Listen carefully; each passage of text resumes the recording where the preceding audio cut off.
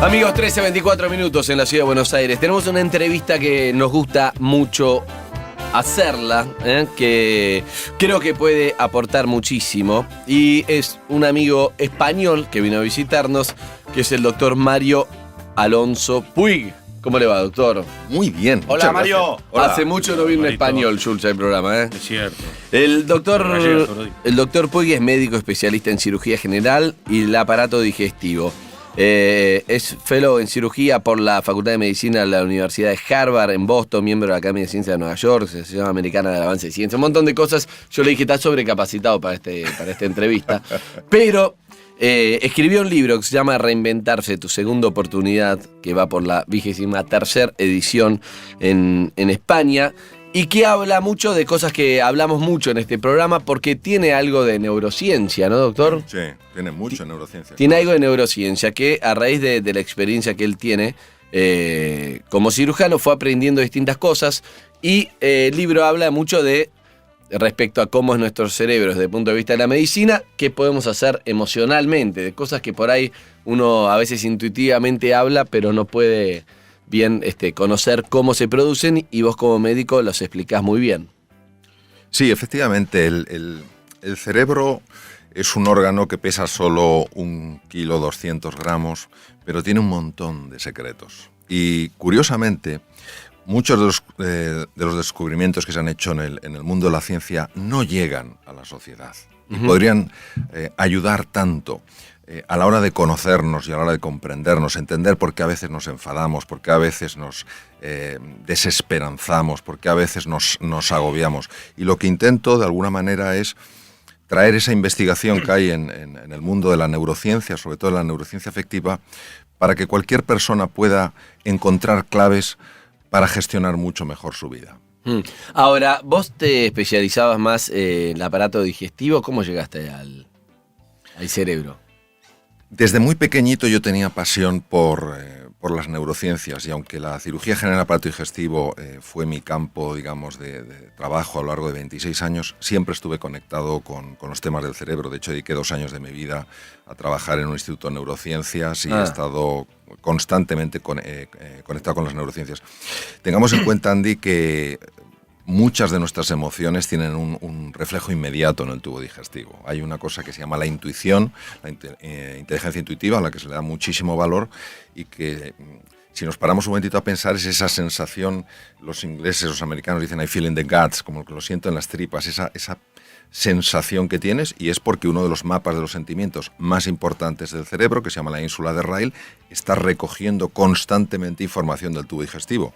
Pará, porque eso ya me interesa, porque la otra vez habíamos hablado con un cardiólogo diciendo cuando vos estás mal del corazón porque, no sé, te deja alguien, es como una angustia, y si había algo más literal o poético o había una realidad. Vos decís que cuando uno, esa cosa de la entraña que la sentís tiene una explicación real, no es algo poético. El nudo en el estómago. El nudo en el Exacto. estómago, la angustia que se te cierra el estómago, que no querés comer. Exacto. Lo que dijo ese cardiólogo es absolutamente así. Se han identificado 3 cerebros. El que es más conocido, el que está en la cavidad, en el interior de la cavidad craneal, es uno. Luego hay un cerebro en el corazón y hay un cerebro en el tubo digestivo. Para que te hagas una idea, la hormona más importante en los estados de serenidad, de calma, que es la serotonina, el 90% de la serotonina se produce en el tubo digestivo. Esto podría explicar muchas veces por qué cuando una persona está nerviosa y come algo, pues también tiene esa sensación de calma. Esos cerebros, esos 3 cerebros... El chocolate. El chocolate, exactamente. Aparte que el chocolate facilita la generación de un neurotransmisor, pues que hace, entre otras cosas, que nos sea más difícil dormirnos y ayuda a estar alerta. Esos 3 cerebros, en principio, han de estar conectados y están conectados. Lo que pasa es que a veces se independizan. Cuando se independiza el cerebro, el tubo digestivo, la persona tiene un montón de incomodidades, lo que se llama el colon irritable, espasmos, alteraciones en la digestión. Y muchas veces, desde el punto de vista de la medicina, hay opciones muy pobres para que esa persona tenga menos dolencias. Sin embargo, cuando esa persona reduce su ansiedad, cuando esa persona ve la vida con más ilusión, con frecuencia y de forma natural, aunque pueda llevar un tiempo, ese tubo digestivo vuelve a sincronizarse, por decirlo de alguna manera, con lo que es el tejido cerebral fundamental en el interior de la cavidad craneana. Pero ¿quién manda a quién?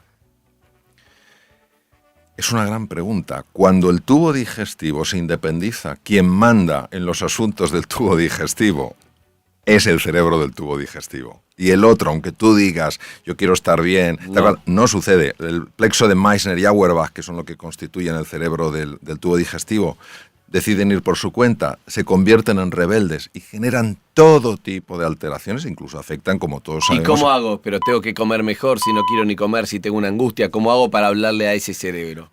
Bueno, si no es por el quieres madre. Si quieres te cuento una historia que yo viví hace tiempo, muy interesante. Vino una mujer a mi consulta, una señora de unos 50 años de edad, que se llamaba Margarita y que trabajaba en fusiones y adquisiciones. Y era la primera vez que iba a mi consulta, llevaba un sobre lleno de pruebas, me miró y me dijo, doctor, no puedo más. Me duele tanto el estómago. Le digo, siéntese, siéntese. Cuénteme, dice, llevo 3 años con unos dolores digestivos horribles. Me han hecho de todo, endoscopias, me han dado papilla con radiografías, estoy con omeprazol, que estaba con 40 miligramos, dosis máxima, y no se me quita.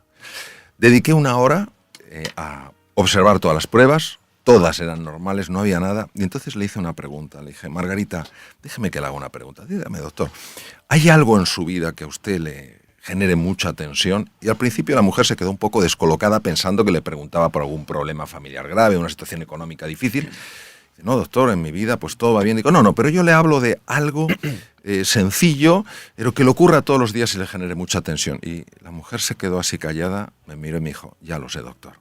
Digo, ¿qué es? Es mi jefe, no le aguanto. Yo tengo gastritis. Y entonces le dije, pues ya tenemos el remedio para su estómago. Y recuerdo perfectamente... Cambia de trabajo. No, fíjate, recuerdo perfectamente que me miró y me dijo, ¿otra endoscopia? Digo, Margarita, si se la han hecho hace 2 meses, ¿me subirá la dosis de omeprazol? Digo, Margarita, hasta dosis máxima. Dice, entonces, ¿qué me sugiere? Y le dije, pues a partir de ahora, cada vez que vaya a su trabajo y vea a su jefe, le va a sonreír. Yo creo que me miró pensando que había topado con el cirujano más imbécil del mundo mundial. Y lo primero que me dijo fue, doctor, mi jefe no se lo merece. Y ahí la agarró. Estaba ya súper tensa y colorada y le digo, si no es por él, es por usted. Y me dice, no me va a salir. Digo, pues finja. Digo, pero es que lo que usted me pide es imposible. ¿Cuánto tiempo lleva usted con dolor de estómago, Margarita? 3 años. ¿Y cómo se ve así? Es horrible. ¿Por qué no lo prueba? Se fue y yo, francamente, no sabía si lo iba a probar. Más bien pensaba que no. A las 2 semanas mi enfermera salió para llamar al siguiente enfermo y era Margarita. Se asomó por la puerta, me miró y me dijo, doctor, si no lo veo, no lo creo. Ah, siéntese, cuénteme. El primer día tuve que utilizar todos los músculos del cuerpo para esbozar una tenue sonrisa. Pero conforme fue pasando el tiempo, sucedieron cosas muy curiosas. La primera es que mi jefe empezó a cambiar. La segunda es que dejó de dolerme el estómago, pero la tercera es muy llamativa. Verá, yo no le dije, me comentó, que aparte del omeprazol tomaba sobrecitos de Almax. El Almax es un producto que tú te lo bebes para calmarte de forma inmediata el dolor de estómago. Es un alcalinizante. Entonces, mis compañeros en la oficina se dieron cuenta que no estaba tomando cada 2 por 3 el Almax. Y me preguntan, Margarita, ¿pero por qué no tomas el Almax? Y dice, pues porque he estado con un médico y se me ha quitado por completo el dolor de estómago. Dice, doctor, prepárese que le viene toda la oficina. Claro, porque por el jefe. Aquí la sonrisa tiene la capacidad de alterar el circuito de la angustia, ya que está mandando un mensaje al cerebro de que todo está bien. Si aguantas la sonrisa, el cerebro necesariamente tiene que hacer algo para adaptarse a ese mensaje. Aunque sea fingida. Aunque sea fingida. Es increíble porque, es increíble porque no es una nota espiritual que te le dice hay que ser feliz, hay que sonreír, que no la estamos desmereciendo, pero te lo dice alguien que es especialista del sistema digestivo, especialista de Harvard, y él lo que está diciendo es algo científico, para que no sea como vos sonreírle a la vida, que la vida te devuelve. Es algo científico que él dice, tu cerebro le ordena como que al reírte dice todo está bien, o sea, cambiás la cara de orto, por decirlo de alguna manera. Le decís como que todo está bien y entonces todo el cuerpo entiende que todo está bien. O sea, como que el cuerpo es un reflejo de lo que vos ordenás. Y si vos le pones todo el tiempo la cara de amargado, tu cuerpo va recibiendo eso. Es grosso eso que estás diciendo es absolutamente... Yo estoy diciendo lo que estás diciendo vos. Es absolutamente así. La sonrisa auténtica, respecto a tu pregunta, que la descubrió en 1862 Duchenne, es una sonrisa que no es fingida, en la cual el músculo orbicular del párpado se contrae, es involuntario. Esta es la más potente. Sin embargo, incluso fingiéndola, no hablo de la sonrisa irónica, como me estoy riendo de ti, tal cual, sino haciendo ese esfuerzo por sonreír sin que te apetezca, ese arco que va al cerebro tiene literalmente la capacidad de cambiar estado emocional. Lo mismo que utilizar palabras positivas. Perdón. Termina. En Boston se hizo un estudio en el hospital donde yo estaba, se proyectaron unos slides que tenían palabras negativas, una serie de voluntarios. Estuvieron unos minutos observando las palabras negativas. Imaginaros, pozo, oscuridad, problema, dificultad, imposibilidad. Se les sacó sangre y se les tomó una muestra de saliva para una técnica que se llama radioinmunoensayo, que es medir hormonas. Se observó una elevación del cortisol. El cortisol es la hormona del miedo. Se cambiaron las palabras y el cortisol inmediatamente bajó. Es decir, nuestras palabras abren espacios emocionales, llaman a determinadas imágenes. Todo esto nos tiene que dar un montón de ilusión y un montón de esperanza, porque quiere decir que en la gestión de nuestra cara, en la gestión de nuestras palabras, en la gestión de las acciones que llevamos a cabo, está también la gestión de nuestro mundo emocional. Pero entonces te voy a preguntar algo clave. Cuando alguien dice, esta persona se enfermó por lo amargado que estaba, vos estás diciendo que puede ser un poco cierto, digamos, que es repetidamente esta persona refleja que está triste o está amargada o lo que sea, entonces va mandando la orden al cuerpo, y ese cuerpo con un dolor de panza 3 años lo puede sostener, pero por ahí repetidamente algo más que se va haciendo mal termina generando una enfermedad. Eso es por eso que uno dice cuando está amargado, decís, ¿qué tiene que ver? Es literalmente así. La Universidad de Harvard, que es la pionera en el mundo en estos estudios, ha demostrado que entre el 60 y el 90% de las consultas a médicos generales en el mundo occidentalizado son debidas a lo que se llaman emociones tóxicas. Por ejemplo, eso, la amargura, la frustración. Pondré un ejemplo muy sencillo y muy clarito. Cuando tenemos estas emociones tóxicas, el resentimiento, la ira, la frustración, de una manera estable, segregamos mucho esa hormona que se llama el cortisol. El cortisol se acopla a la membrana de los glóbulos blancos, de los linfocitos, es decir, células que nos protegen frente a bacterias, virus y tumores, y no la dejan funcionar. Por eso es más fácil tener un catarro, tener una gripe, etc. Esto es algo importantísimo que lo conozcamos, porque nos da mucha sensación de soberanía personal, de que podemos hacer realmente cosas para cambiar nuestros estados emocionales. ¿El estrés tiene que ver con eso? Cuando uno dice se enfermó por estrés, y el estrés que no dormís, estás todo el tiempo nervioso, alerta, Muy ¿es bien. un poco eso? Verás, el estrés es el gran desconocido, porque cuando oímos la palabra estrés, enseguida pensamos que es algo malo. El estrés es la reacción del organismo en su conjunto ante una perturbación que ha habido. Bien sea una perturbación externa, vamos por la calle y vemos un animal peligroso, o una perturbación interna, me tomo 27 bollitos y me sube muchísimo el azúcar. Hay una parte de ese estrés que es positiva, que se llama eustrés, la que me hace que esté más concentrado. Por ejemplo, yo aquí, pues vengo con muchísima ilusión, es un programa de radio importantísimo, pero es una perturbación en mi vida, yo normalmente no estoy aquí. Entonces, esto hace que esté más concentrado, que esté más atento a lo que decís, más atento a las expresiones de vuestro rostro. Esto es positivo y es eustrés y me ayuda a crecer. Yo cuando salga de aquí, como persona he crecido. Sin embargo, hay una forma de estrés que se llama distrés, que es el que te anula, que es el que te frustra, que es el que te amarga y el que te hace daño. El distrés, hoy en día se sabe que la causa número 1 es internamente, constantemente, estarnos hablando de una manera que, lejos de ayudarnos, lo que nos está es bloqueando. Nunca lo vas a conseguir, si es que es imposible, si es que eres un torpe, te faltan títulos académicos, no sé qué, tal cual. Y es que se ha podido fotografiar, porque hay tecnología que se llama resonancia funcional magnética, para ver qué ocurre en el cerebro. ¿Qué áreas del cerebro se iluminan? Exacto, qué áreas del cerebro se iluminan cuando esa persona que ha sido atrapada hábilmente por entre comillas, engaños psicológicos, empieza ella a generar esas conversaciones. Y se han observado, por ejemplo, cambios importantísimos en el riego sanguíneo del cerebro. Pero ¿cómo hago? ¿Me tengo que mentir como Margarita? ¿Tengo que decir, vos sí podés, aunque no te la creas? ¿Cómo lo das vuelta? Esa es una magnífica pregunta. Mira, nosotros vivimos en espacios de la realidad. Es decir, lo que vemos es solo una parte de lo que es. No cabe duda que la vida tiene partes feas y partes muy duras. Y negarla negarlas es negar la realidad. Lo único es que junto a esa parte de la realidad que no nos gusta, podemos también buscar esa parte de la realidad que existe. Es decir, esto no hay, esto no funciona. Bueno, ¿cómo podría hacer que funcionara? Ten en cuenta que donde nosotros llevemos la atención van nuestras emociones y se hace más real para nosotros. Es decir, si solo estamos enfocados en el aspecto negativo de las cosas, llega un momento, literalmente, en el que aunque haya algo positivo y valioso, no lo podremos ver, es imposible verlo. La percepción es una construcción cerebral. Entonces, si yo estoy filtrando todo lo positivo, al final creeré que vivo en y lo crees, y por ahí el otro que está alrededor tuyo te dice, pero mirá, tenés esto y no lo podés ver.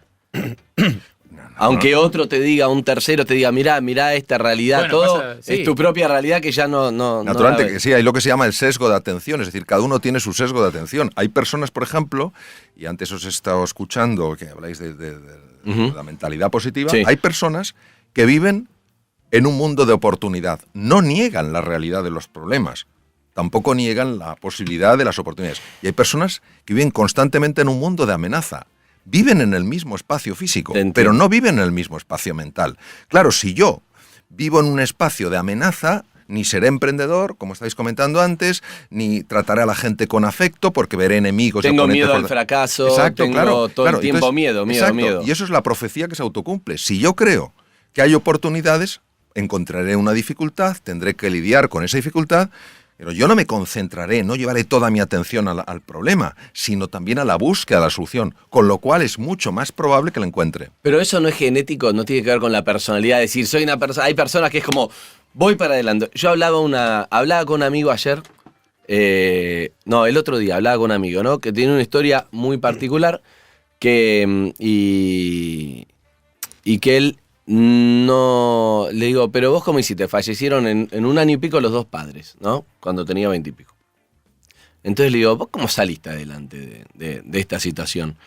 Entonces él me dijo, bueno, es que no miro para atrás, me dijo, no miro para atrás. Así cuando tengo tal trabajo, cuando lo dejé ya está, cuando fue lo de mi padre digo, ¿de qué manera puedo seguir adelante con qué es lo que puedo hacer? Y bueno, me puse a trabajar, me puse a salir adelante. Y yo me pensaba, a mí en situaciones así, y yo todo el tiempo, yo miro para atrás, por ejemplo. Estoy diciendo, cuando no sé qué, más melancólico, tal cosa. No puedo, es como es cada uno. Y eso digo, ¿yo lo puedo cambiar o es inerte a la personalidad de cada uno? Esa pregunta se la han hecho científicos a lo largo de muchos años y sobre todo cuando se descifró el genoma tomó una relevancia muy importante. Mira, Andy, fundamentalmente podemos decir así, podemos dar los siguientes datos. El 40% es genético. Y el 60% es no genético. Ahora bien, dicho esto, tenemos que añadir un nuevo elemento. ¿Quién hubiera pensado hace unos años, en la Universidad de Harvard, por ejemplo, no se podía hablar de esto, porque parecía que era algo esotérico. ¿Quién hubiera dicho hace unos años que los estados emocionales de la persona podían afectar al material genético? Hoy hay una ciencia de peso sólida, más que reconocida, llamada epigenética, que demuestra que los estados emocionales de las personas movilizan ciertas hormonas, moléculas de la emoción, que interactúan con la membrana de la célula, tienen acceso al material genético y hacen que unos genes se queden dormidos y otros genes despierten. Imaginaros el impacto de esto, es decir, hay algunos genes que es fabuloso que despierten, genes relacionados con neurotransmisores asociados a la inteligencia, y hay otros que es muy interesante que sigan dormidos, oncogenes, genes con enfermedades. Entonces, ¿qué quiere decir? Que una vez que se ha descubierto la epigenética, ya tampoco podemos decir 40 y 60, como decía nuestro gran filósofo José Ortega y Gasset, el ser humano no es un participio, es un gerundio. No estamos hechos del todo, sino que nos vamos haciendo. Se hace camino al andar. Exacto, decía don Antonio Machado. Sí, señor. Es súper interesante. Estamos hablando con el doctor Mario Alonso Puig. Podríamos hablar 3 horas. Vamos a seguir un poco más. Reinventarse se llama. Tu segunda oportunidad.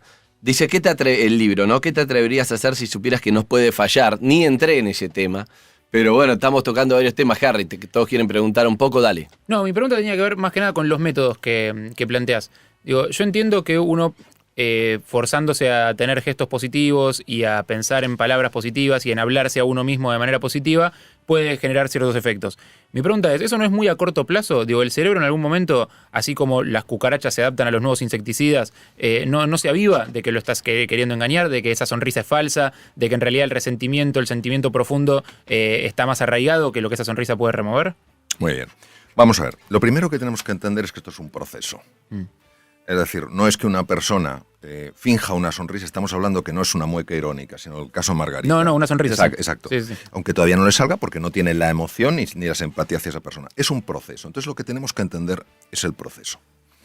Y la pregunta es, ¿realmente el cerebro puede cambiar? Yo me acuerdo que cuando estaba en la Facultad de Medicina y tenía 19 años, teníamos una profesora de psicología, un poco dura la mujer, y dijo, a los 7 años la personalidad está totalmente definida. Y yo me quedé un poquito... No, pero el cerebro es plástico, cambia. Exacto. Entonces, hoy sabemos que el cerebro es plástico. Entonces, la neuroplasticidad tiene dos componentes. Un saludo a tu profesora que a los 7 años dijo eso, que te marcó, te hizo que seas el médico que sos, seguro. Cuando acabó la clase le dije, seguro. ¿usted ha dicho esto? Y dice, sí, eso he dicho. Y digo, es que tengo 19 años y quiero cambiar muchas cosas de mi vida. Y me miró y me dijo, es demasiado tarde. Exacto. Dijo, tenía razón. Digo, y ella llega a la casa y le dan de comer la sopa, Claro. como cuando era chica, le gustan los dibujitos. Entonces, la neuroplasticidad tiene dos facetas. Uno, la conexión de nuevas neuronas y otro, la generación de nuevas neuronas a partir de células madre. Nosotros podemos generar entre 500 y 1000 neuronas a partir de células madre al día. ¿Qué quiere decir? Quiere decir que cuando nosotros estamos buscando el lado positivo de la vida, sin negar que hay un lado muy duro, muy doloroso y muy desfavorable, estamos cambiando la estructura física del proceso. Para que una... Estamos influenciando sobre para qué van a servir las nuevas neuronas que se crean. Exacto, el nuevo tejido cerebral. Entonces, ten en cuenta que las células madre tienen que viajar 1 milímetro hasta el hipocampo y ahí en 21 días se han convertido en nuevas neuronas. Estas nuevas neuronas de la memoria y el aprendizaje reestructuran toda nuestra personalidad porque tienen conexiones a la corteza cerebral. ¿Qué quiere decir? Que en el fondo estamos reinventando nuestro cerebro y va pasando el tiempo. Y si nos mantenemos, si seguimos con nuestras caídas, con nuestras desesperanzas, diciendo esto es una tontería, pero volviéndolo a tomar, llega un momento en el que el cerebro realmente, físicamente cambia y de manera natural empiezas a ver con especial facilidad aquello de la vida que sí está bien. Con lo cual, tu forma de relacionarte con la vida es radicalmente distinta porque te relacionas con más ilusión, con más alegría. ¿Niegas el problema? No, pero das más peso a la oportunidad. Ok, está bueno. Pero tenés que, es un ejercicio difícil, porque parece fácil, pero si vos tenés bronca, cuando yo tengo que ir y reírte, para que no sea irónico, para que sea en serio, tengo que sobreponerse esa bronca y decirte, hola, ¿qué tal, doctor? Buenos días, ¿qué tal? Y es como, ¿viste? Entonces, sí. El orgullo y el resentimiento puede traerte una enfermedad a vos. Sí. Eso es lo que hay que entender en lo que él está diciendo. Sí. No es hacia la otra persona, no se entera, es a vos que te hace un mal. Entonces, como vos le explicabas a tu paciente Margarita, esa sonrisa, que ella te dijo, que está muy bien el ejemplo, porque ella le dice, él no se lo merece, es que chupa un huevo él. Lo importante es que vos estás con dolor de estómago hace 3 años. La tenés vos la pelota. Si vos le sonreís, le pasás la pelota a él.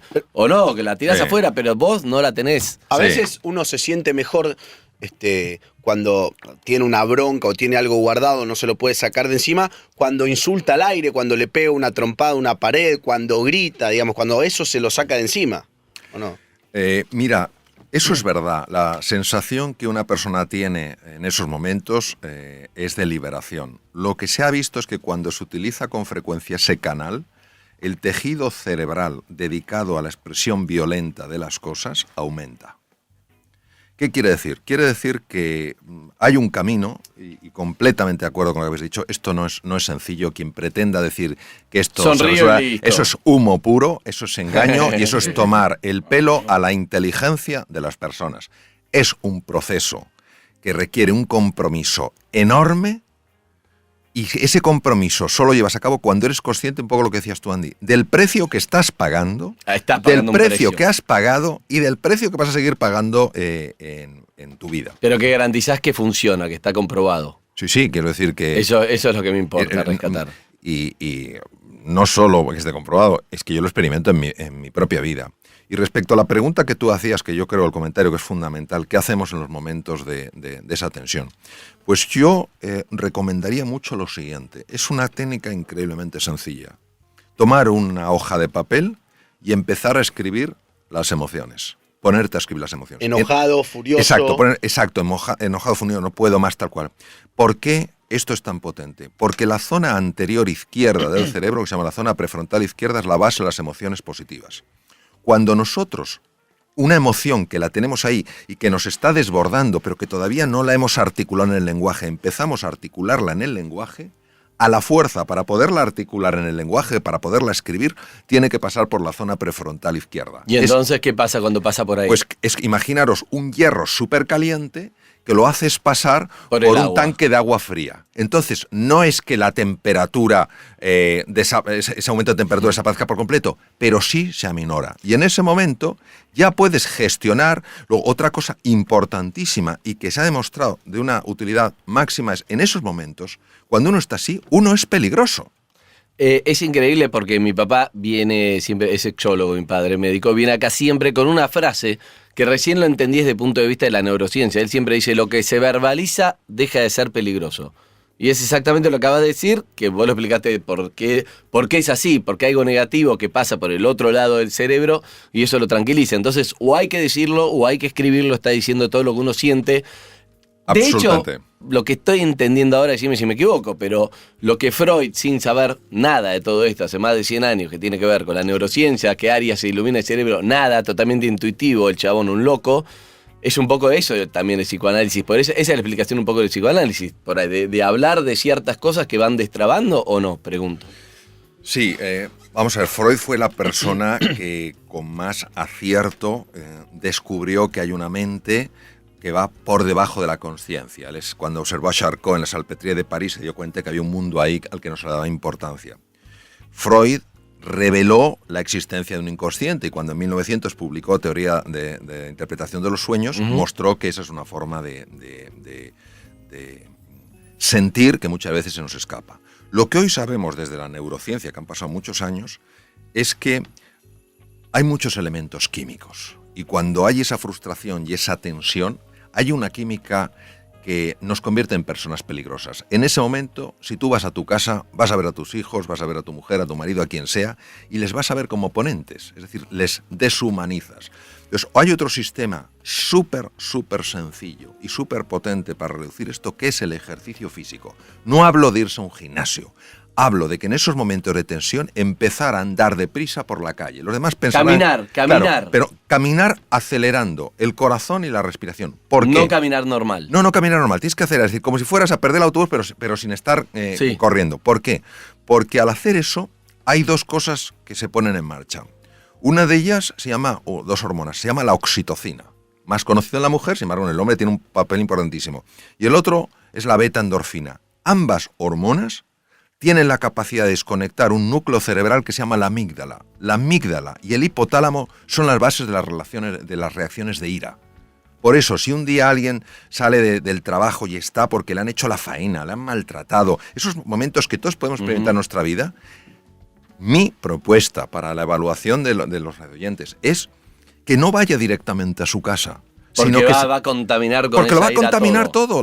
Esa activación produce una contaminación llamada resonancia límbica en todo el mundo, sin darte cuenta, por los gestos, por el tono. Entonces, que se ponga a andar deprisa, entonces produce una... ¿Cuánto tiempo al toque lo va a calmar? Pues mira, si la reacción de ira es intensa, necesita 20 minutos. Si Caminando es menos intensa, rápido. caminando rápido. Entonces, esa aceleración hace que la hormona, la oxitocina, empieza a desconectar la amígdala deja de interactuar con el hipotálamo, que es donde está donde ponía Freud precisamente el id, la parte más bestia del ser humano la ponía el hipotálamo, que el hipotálamo tiene el tamaño de un guisante, pero manda lo que no se sabe. Entonces la amígdala desconecta el hipotálamo porque a su vez ha sido desconectada por la oxitocina. Y te hago una pregunta para entender un poco esa bronca, porque lo mismo que en otro momento, suponete que mi jefe me maltrató. Hay días que no te hace nada y un día que se me activaron los cables y tengo una bronca que es la que vos decís. ¿De qué depende eso? Depende. ¿Qué es lo que se produce ahí? Es una pregunta importantísima. Depende de cómo yo evalúe en ese momento lo que está pasando. Vamos a ver. Hay hechos que son objetivos. Es decir, si a mí se me cae la botella aquí, todo el mundo lo ve y se dirá, a mí se ha caído la botella. Pero hay hechos que hay un elemento que es subjetivo. Se cae la botella y yo mismo me digo, qué torpe soy. Eso es lo que genera todo el daño. Entonces, muchas veces, cuando somos hipersensibles a comentarios de los demás y nos enfadamos, es porque previamente nuestro diálogo interior nos ha estado poniendo la cabeza como una jaula de grillos. Lo que pasa es que como actúa a nivel inconsciente, nosotros no nos podemos... damos cuenta exacto, y surge en ese momento. Exacto, no lo podemos oír, sí lo podemos sentir. Y hay que escribir entonces, todo el tiempo. Es importantísimo, es decir, es sencillo. Y aquí la prueba del algodón, como decimos en España, la prueba de eso es que, es que se pruebe. Que Ahora, se prueben. Que se pruebe. Y empiezas A ver si el doctor es un vendehumo o no. Exacto, que lo exacto. hagan. Ahora, hay que hacerlo dándole una oportunidad al ejercicio. Ok. Es decir, hay que hacerlo en serio. No, escribo 3 garabatos, esto no funciona. Ok. No, porque hay que tener en cuenta que la venganza, y voy a decirlo en sentido metafórico, es muy dulce. Ok. Ya es muy atractivo decir, este se va a enterar. Bueno, que sepamos que cuando alguien nos hace una faena en el coche y tenemos toda razón para enfadarnos, a quien le sube la tensión arterial es a mí. Al que se le altera el sistema inmunológico es a mí. Es decir, es una forma, no digo de egoísmo, sino de sano cuidado de uno mismo. Tengo poco tiempo, pero el doctor me dijo, ¿cuánto dura esto? Si sabía que era tan interesante, doctor, te damos 3 venga, horas. antes, doctor. Quiero que venga mañana, doctor. Bueno, Ahora, ¿cómo me hoy te vamos a gustaría? acompañar al aeropuerto. Te vamos a acompañar al aeropuerto, charlando en el taxi. Muchas Tengo más gracias. preguntas. Pero te hago una última pregunta, que es, vos hablás en el libro sobre reinventarse, y por lo poco que ojeé, la verdad que no me hubiera gustado preparar más la entrevista, a veces pasa, reinventarse, me gustaría que ya sabes más o menos a dónde voy, tiene que ver con conocer lo que uno tiene y sobre eso armar algo, no es algo totalmente nuevo. Leí algo más o menos de eso, sé que va por ahí, pero contámelo. Claro que sí. Contámelo. Se trata de conocerse para comprenderse y comprenderse para superarse. Vamos a ver. Hay veces en la vida en las que a nivel personal o profesional, con pequeños cambios vamos tirando. Ujú. Eso no es reinventarse. Ok. Pero hay veces que a nivel profesional o personal tenemos que hacer cambios radicales, transformaciones profundas. Y en ese momento necesitamos aflorar de nuestro interior talentos, capacidades que no sabemos que tenemos y que son esenciales para dar ese paso. Es en medio de la noche, cruzando el desierto, saliendo plenamente de la zona de confort, de nuestra zona conocida, de nuestro status quo, cuando descubrimos verdaderamente la realidad de quiénes somos. La reinvención no quiere decir que te tengas que cambiar convertir en una persona distinta. Eres fantástico con quien eres. La reinvención es una invitación para que tu forma de ser y de estar en el mundo pueda traerte de la vida mucho más de eso que a ti te ilusiona. ¿Y cómo conozco qué herramientas tengo que no sé que las tengo? ¿Cómo las conozco? Claro, la reinvención implica que tenemos que encontrar una fuerza lo suficientemente grande para salir de la zona conocida, la zona de confort. De la zona de confort. Hay veces que uno lo puede elegir o hay veces que la vida te lleva a eso. Exacto, exacto. Entonces, de la zona de confort se pueden salir de 2 maneras. Uno, la vida te saca. Ya está, estás fuera. Con lo cual, no tienes más remedio que hacer. que ponerte en marcha. Y otras veces, cuando tú escuchas algo, lees algo, ves algo que te inspira para darte cuenta de que hay algo más grande que eso que tú estás viviendo. Y entonces, desde la fe, es decir, desde el convencimiento de que hay un mundo mucho más ilusionante el que puedes vivir, das el paso. Solo cuando das el paso, empieza a suceder. Es decir, tu pregunta... A medio camino no va. Tu pregunta es muy difícil de responder de una manera puramente racional, porque es, yo daré el paso cuando lo vea. La respuesta es, nunca lo verás si antes no das el paso. Correcto. Hay que ir al vacío, es el famoso vacío. Eso es. Ir al vacío, no hay ninguna garantía, no sé, mandarse. Pero es difícil, porque uno como que no podés. Claro, como claro. cuando sos nene no podés dejar de andar con rueditas, cuando tenés que tirarte una pileta, un trampolín y te da miedo, ese vacío es difícil, doctor. Es difícil.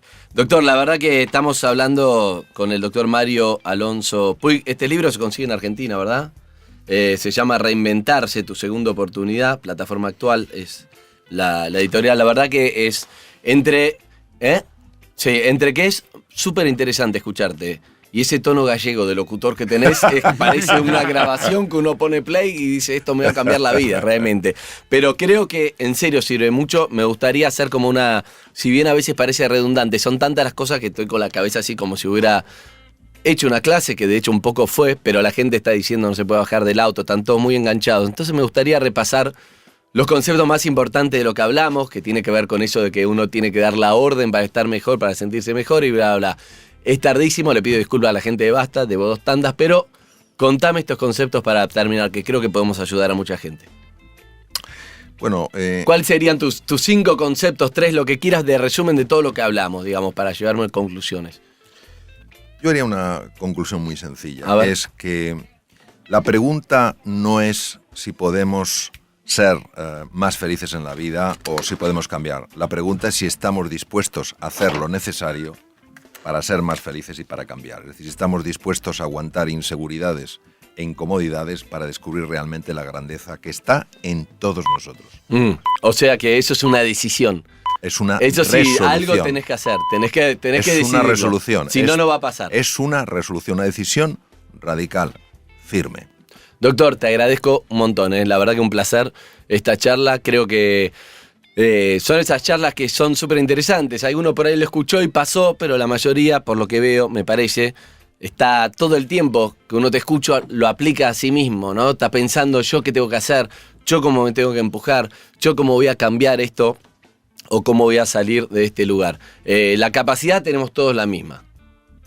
Con más temple, menos temple, más personalidad, pero la capacidad la tenemos. Todos tenemos la capacidad, Okay. sin duda ninguna. Bueno, eso creo que es la mejor reinvención, bueno, que cada uno pueda hacer es animarse a eso, ¿no? Bueno, reinventarse tu segunda oportunidad. Gracias, lo puse en Twitter, que tenés muchos mensajes, después léelos. @Mario Alonso Puig es el Twitter del doctor. Gracias por esta charla. Muchas gracias a vosotros. Amigos, ¿verdad? tenemos que ir una tanda y entregamos el programa. Gracias. Estás escuchando